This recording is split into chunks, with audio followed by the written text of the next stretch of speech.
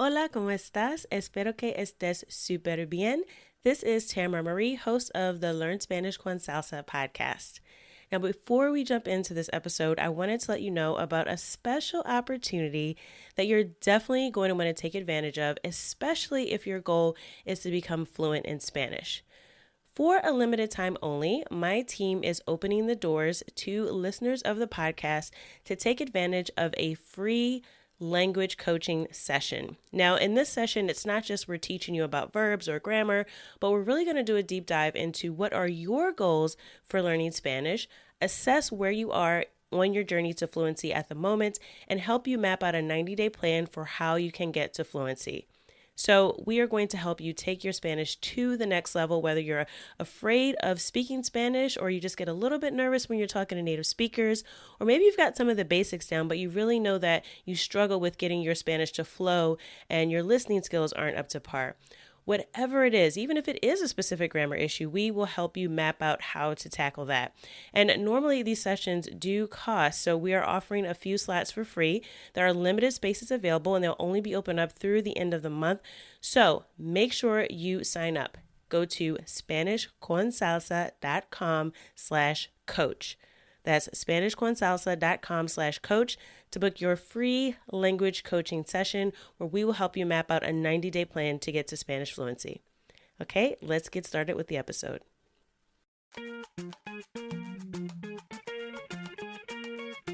Bienvenidos! Welcome to the Learn Spanish con Salsa podcast, the show for Spanish learners that love music, travel, and culture. Close your grammar textbooks, shut down the language apps, and open your ears to how Spanish is spoken in the real world. Let us show you how to go from beginner to bilingual. Here is your host, certified language coach, Tamara Marie.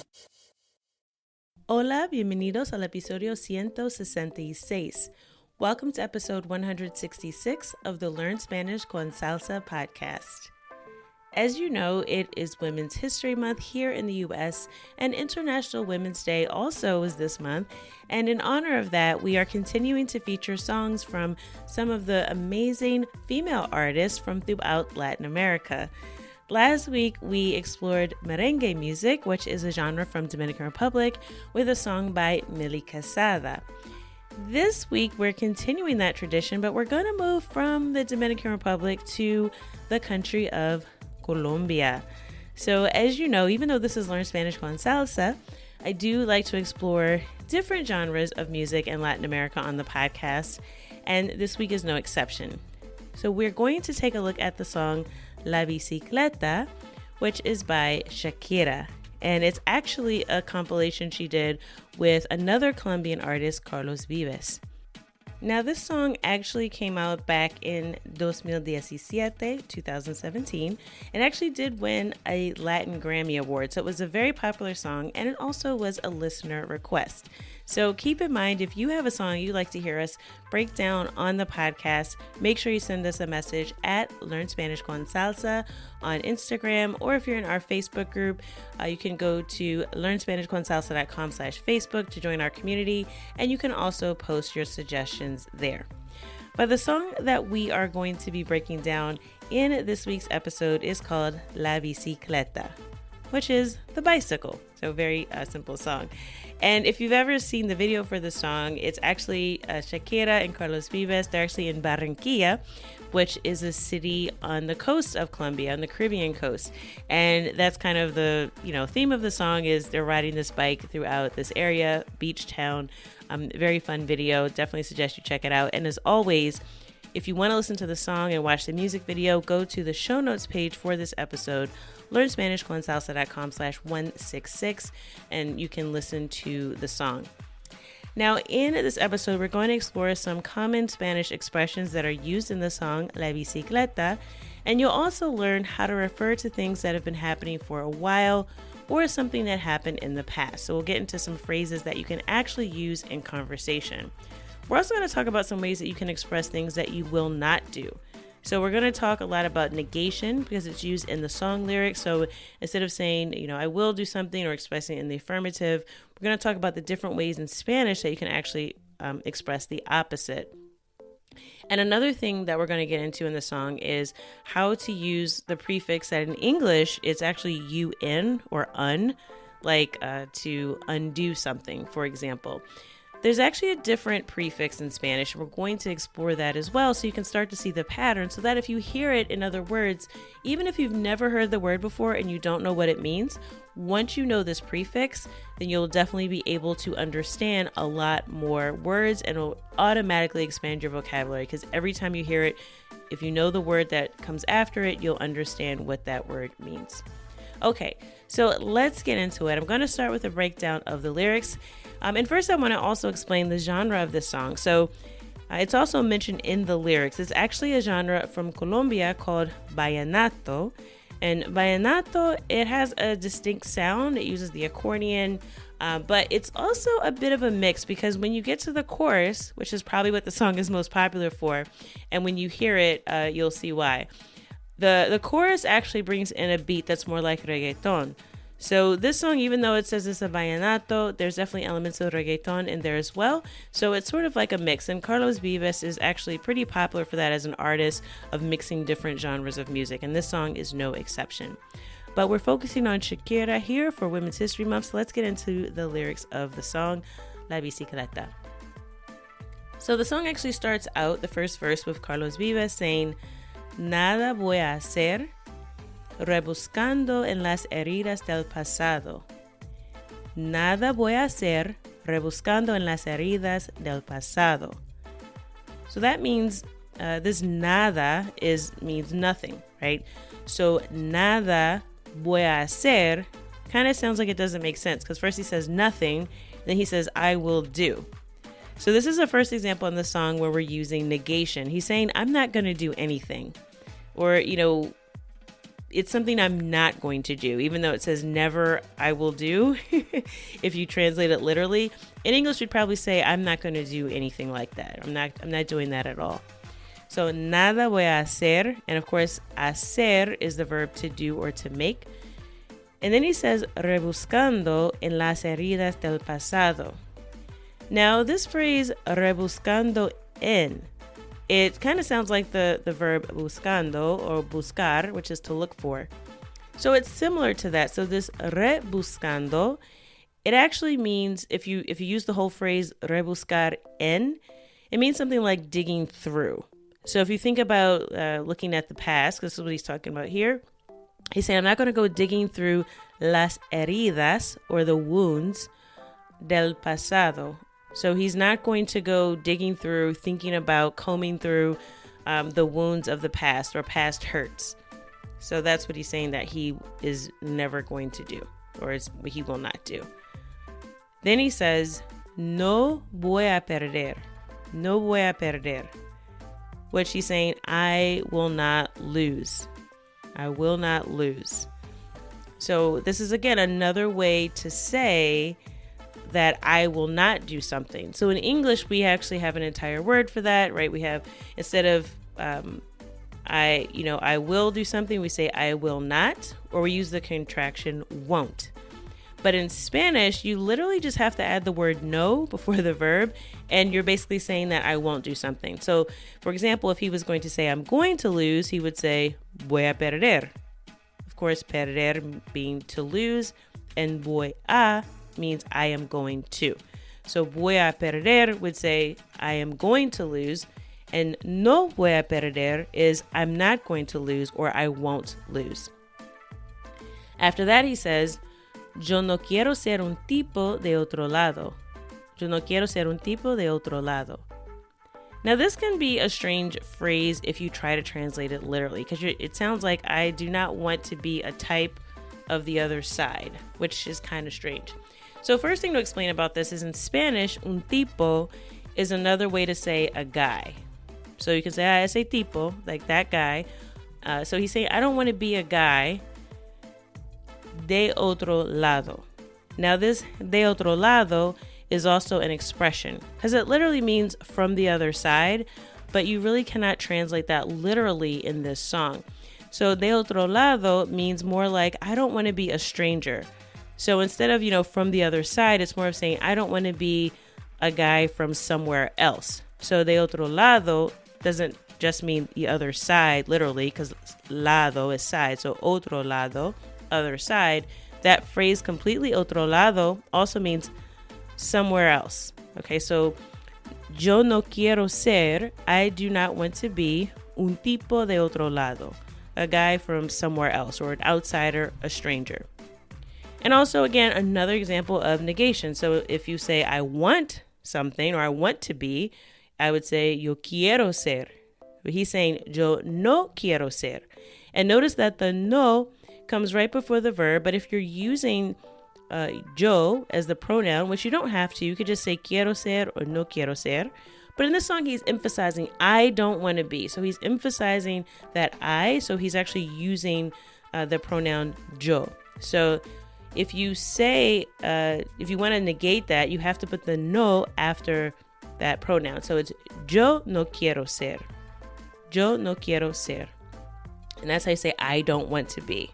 And again, in English, we would say I do not or I don't. In Spanish, you literally just need to use the word no. So it's much easier in Spanish to express negation than in English. You don't have to learn the contraction. You don't have to add a whole other word. You literally just add the word no and you've made it the opposite. So super, super easy. Okay, so after this, Shakira responds and she says, a tu manera, which means in your own way.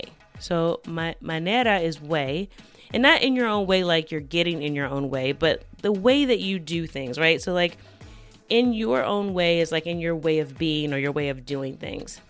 So in your own way, descomplicado. And this means uncomplicated, descomplicado. Then she says, en una bici que te lleve a todos lados. En una bici que te lleve a todos lados. Now this en una bici is short for bicicleta. So again, people like to shorten words. This is no exception. So if you hear bici, again, just short for bicicleta. So en una bici, and on a bike, que te lleve, which is that takes you. So this te lleve, the te is you, and the lleve comes from the verb llevar, which is to take or to carry. So in a bike or on a bike that takes you a todos lados, which is another phrase that just means everywhere. Basically anywhere you want to go. So it's not literally, it's at all of the sides, but you wouldn't say it like that in English. A todos lados just means like everywhere. Anywhere you want to go, the bike will take you. And then Carlos responds again, un vallenato desesperado. Un vallenato desesperado. So this is just referring to the song. It's, this song is a vallenato. So he's saying un vallenato. It's just like saying una salsa. It's a song, a salsa song, a vallenato song. Un vallenato desesperado. And this desesperado just means unexpected or hopeless, right? So let's break this down because this des has come up, and this is the prefix I was referring to earlier. We have descomplicado and desesperado. So complicado is complicated, and she's referring to a male here, so it's complicado. If she was referring to herself, she would say complicada. But complicado by itself just means complicated. But when you add des, D-E-S, D-E-S, as the prefix, you're basically saying almost the opposite of this. So it's another negation. So instead of complicated, it's uncomplicated. So complicado, descomplicado, uncomplicated. So esperado, expected or hoped for. And then we have desesperado. So it's unexpected. So this is a good thing to know because anytime you see a word that looks familiar, if you notice that that's the prefix, then you really are just saying the opposite of that word. So another way I've seen this is the word conocido, which comes from the verb conocer. So it means something like to know. So conocido is known. But if I wanted to say unknown, I would say desconocido. Desconocido. So anytime you see that prefix in Spanish, just think in English, it's like un. So you're undoing something with the prefix des, and it means the opposite. All right, now we get to the good part of the song, and that's the chorus or el coro. So this is the part of the song that's super popular. It's probably what you heard on the radio if you've heard the song before. It says, una cartica que yo guardo donde te escribí. Una cartica que yo guardo donde te escribí. So this una cartica, this comes from the word carta. Una carta, which is a letter. And in this case, this is the diminutivo, the diminutive form of carta, but it's not cartita, it's cartica. So again, this is another way of using the diminutive. It's used in Colombia.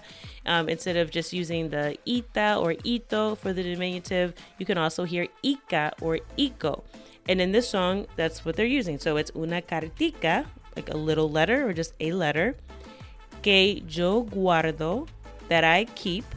So guardo comes from the verb guardar, which is to save or to keep. So a letter that I keep, donde te escribí. And this donde means where. Y te escribí means that I wrote to you or for you. So a letter that I keep where I wrote to you. Que te sueño y que te quiero tanto. Que te sueño y que te quiero tanto. That I dream of you. So te sueño is I dream of you. So that te is you. And sueño is I dream. Y que te quiero tanto. So this te quiero, you should know, means I love you. And tanto is just a way of saying I love you so much. So tanto just means it's a, kind of bigger quantity, more emphasis on it. Que hace rato está mi corazón. Que hace rato está mi corazón. So that my heart has been beating for you for a while. Okay, so this whole phrase, que hace rato está mi corazón, really just means that for a while my heart is, and then the next line, latiendo por ti, and they say it twice, latiendo por ti. So this latiendo comes from the verb latir, which literally means to beat, but not like to beat someone up. It's a beating heart. So when you're referring to a heartbeat, you're saying latir. So latiendo, mi corazón está latiendo is my heart is beating. So que hace rato está mi corazón latiendo por ti. And it repeats again in the chorus, la que yo guardo donde te escribí.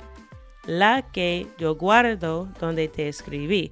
So again, this is repetition here. They're referring to la cartica from the previous line. So this la que is that one. So it's referring to the letter that I kept where I wrote you, right? Where I wrote to you. And then it repeats again, que te sueño y que te quiero tanto, que hace rato está mi corazón latiendo por ti. And then Shakira, so that's the chorus and they both sing it together. So now it comes back to the next verse and Shakira says, puedo ser feliz. Puedo ser feliz. I can be happy. Caminando relajada entre la gente.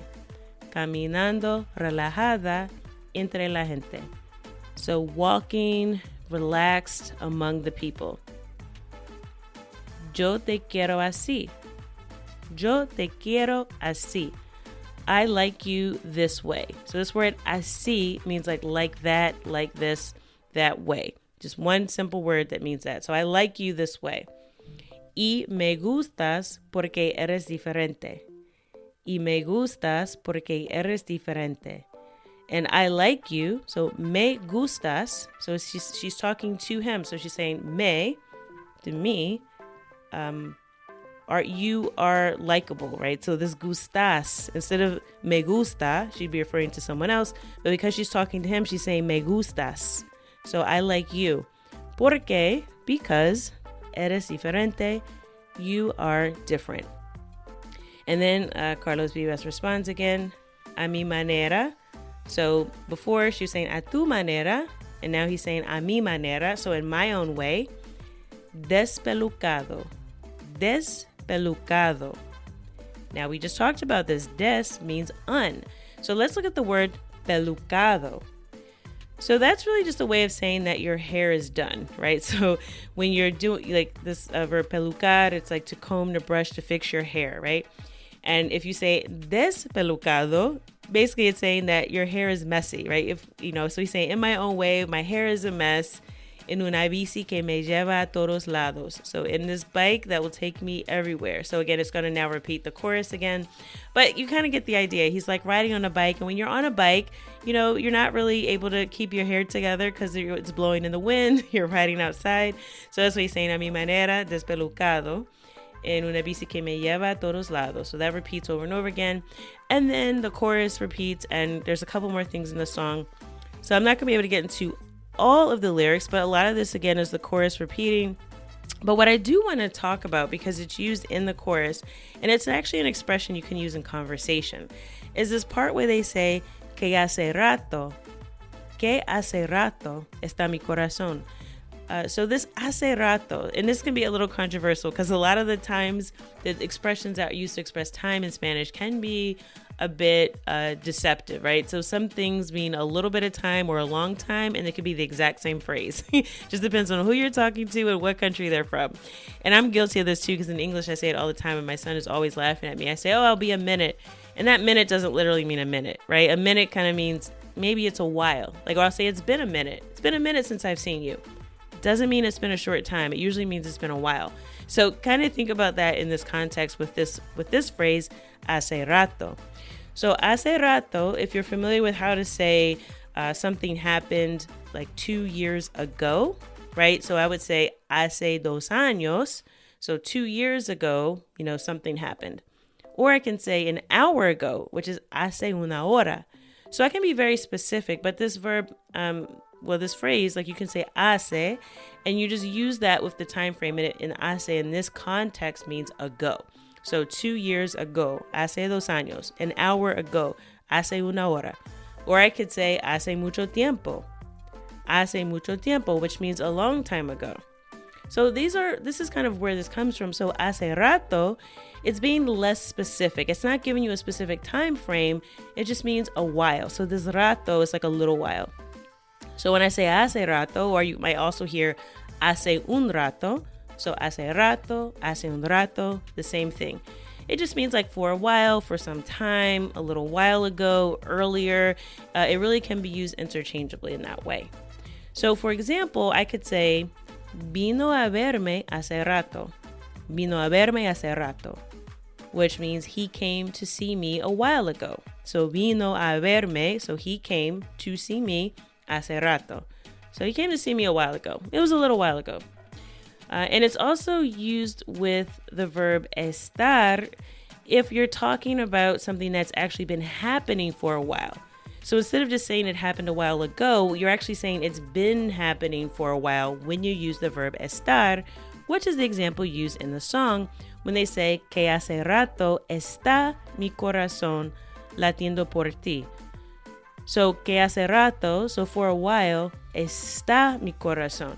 So for a while, my heart has been beating for you, because we're saying this está. So really, está latiendo is the action because it's the heart is beating. So que hace rato está mi corazón latiendo por ti. So my heart's been beating for you for some time now. So a few other examples of this, if you wanted to use this in another context, you could say, hace rato que está en el baño. Hace rato que está él en el baño. Which means he's been in the bathroom for a while, right? Or you can say, hace rato que están en la casa, or hace rato que está en casa, which means she's been home for a while. She's been home for a little while.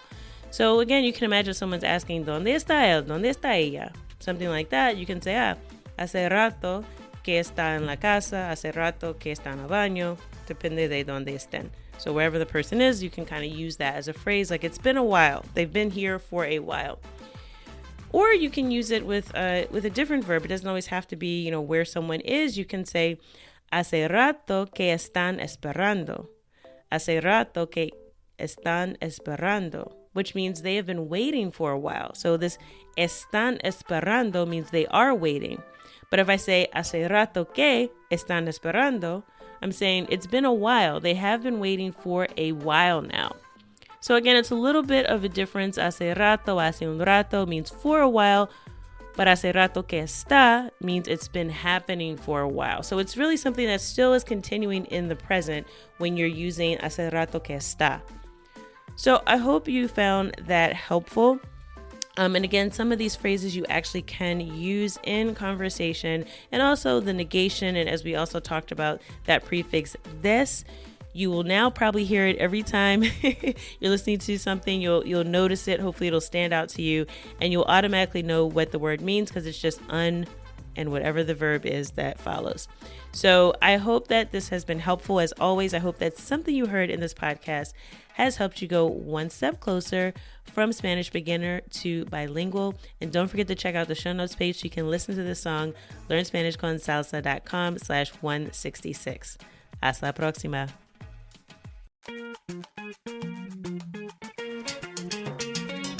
Thank you for listening to the Learn Spanish con Salsa podcast at learnspanishconsalsa.com.